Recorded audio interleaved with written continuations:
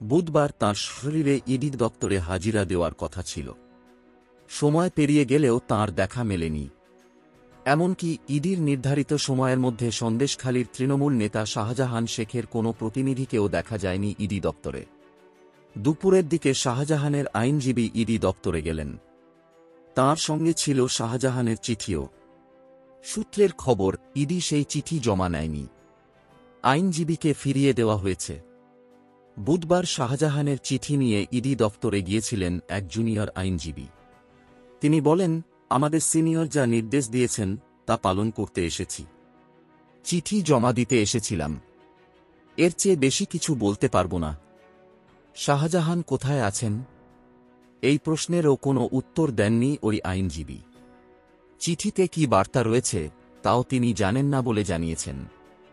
শাহজাহান কি সময় চেয়েছেন ইডির কাছে? জবাবে আইনজীবী বলেন, হয়তো তাই। ইডি দপ্তর থেকে বেরিয়ে আইনজীবী বলেন, চিঠি গ্রহণ করা হয়নি।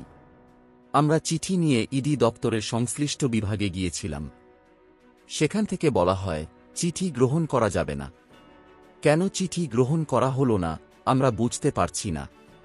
চিঠি নিয়ে ফিরে যাচ্ছি। আইনজীবী আরও বলেন, চিঠিটা ওঁরা খুলে পড়েছেন, কিন্তু আমাদের কাছ থেকে পাওয়ার অফ অ্যাটর্নি চাওয়া হয়। তারপর জানানো হয়, চিঠি গ্রহণ করা যাবে না। এর আগে আরও একবার শাহজাহানকে তলব করেছিল ইডি।